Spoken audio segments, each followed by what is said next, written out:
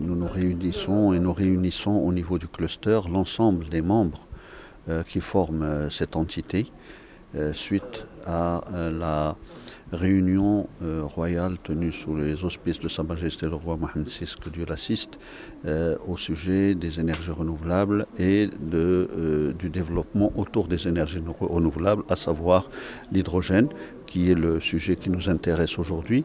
L'hydrogène est pour nous un facteur et un paramètre de développement économique formidable parce qu'il donne naissance à une industrie multiple et multidimensionnelle dans le domaine de la chimie, mais aussi dans le domaine de toute l'industrie mécanique, électrique et autres, et métallurgique. Donc aujourd'hui, à la lumière de cette réunion, nous avons décidé de réunir l'ensemble des membres afin de définir notre plan d'action et comment contribuer au développement du secteur de l'hydrogène qui, je le répète encore une fois, est une formidable opportunité industrielle, de développement industriel pour notre pays.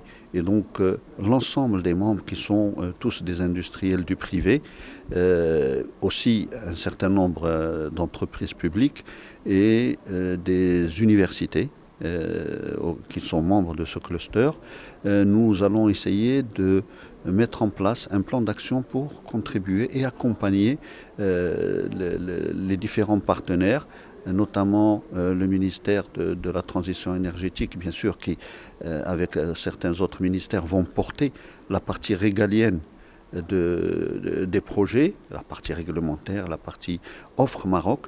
Notre contribution est celle du secteur privé et certaines entreprises semi-publiques pour essayer de promouvoir l'industrie autour de l'hydrogène et éviter que le Maroc voit une production d'hydrogène et de ses dérivés s'installer au Maroc sans que l'industrie en profite. Donc notre but, c'est d'encourager tout le monde et de démontrer la faisabilité d'un développement industriel et économique autour de cette molécule. Monsieur Genever, est-ce qu'on peut dire que l'énergie renouvelable maintenant n'est plus un choix, mais plutôt une obligation? Alors les énergies renouvelables aujourd'hui, jusqu'à présent, on a suffisamment de recul sur les énergies renouvelables. Nous avons un cluster énergie renouvelable qui porte de manière formidable ce pan industriel. Mais aujourd'hui, ce n'est même plus une question à se poser, c'est une obligation. C'est une obligation parce que sans les énergies renouvelables, nous ne pouvons pas faire le reste. Et c'est pour ça que, évidemment, dans cette réunion, Sa Majesté a beaucoup insisté sur la reprise des programmes. Et ça, c'est quelque chose de très important. Voilà. Donc aujourd'hui, on est réunis avec l'ensemble des membres du fondateur et adhérents du cluster afin de faire écho à la réunion et le communiqué royal qu'il y a eu le 22 novembre en 2022, mardi dernier, qui a été un vrai signal à l'écosystème et au marché local et aussi à l'international que le Maroc se positionne de manière très officielle et très formelle sur cette filière très prometteuse et très créatrice de valeur. Le communiqué royal de Sa Majesté Reinsro a insisté sur 2 points concernant l'hydrogène vert. Le premier point, c'est d'abord préparer l'offre Maroc. Donc il s'agit aussi d'une offre transversale et qui couvre le deuxième point qui a été aussi signalé dans le communiqué royal, toute la chaîne de valeur. Donc le communiqué royal a parlé d'une chaîne de valeur.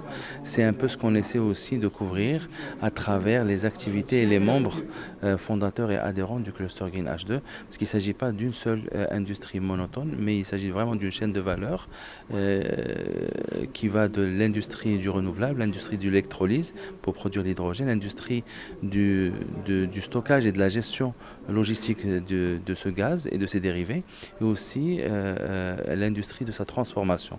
Sans parler de tous les aspects, on va dire logistiques, infrastructures, foncières, enfin, les aspects fonciers qui sont relatifs à cette chaîne de valeur, d'où l'intérêt aussi de s'intéresser à la partie dessalement de l'eau de mer à travers l'énergie renouvelable pour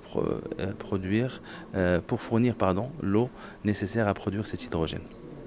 Aujourd'hui, nous assistons à une réunion de travail des membres du cluster hydrogène vert Maroc qui vise justement à accélérer l'engagement dans le développement de la filière de l'hydrogène vert, une filière compétitive. Notre pays a un très fort potentiel grâce à son gisement renouvelable. Et puis, suite à la réunion de Sa Majesté le Roi, que Dieu l'assiste, présidée par Sa Majesté, l'objectif est de créer cet élan et cette dynamique au niveau du secteur privé qui a comme objectif de mettre en œuvre justement ces grands projets pour pouvoir valoriser notre gisement renouvelable et créer de la valeur tant sur la production de l'énergie propre, d'hydrogène et de dérivés et leur export, mais aussi dans le développement industriel et dans le développement de composants dans ce secteur. Le Maroc a un très fort potentiel. À l'horizon de 2030, on pourrait atteindre un objectif de 10 gigawatts concernant l'hydrogène vert, une quarantaine de gigawatts à l'horizon de 2040 et plus de 80 en 2050. Et donc pour ce, c'est un travail main dans la main avec le secteur public qui veillera à développer l'environnement favorable et le secteur privé qui va créer cette valeur et créer de l'emploi à forte valeur ajoutée.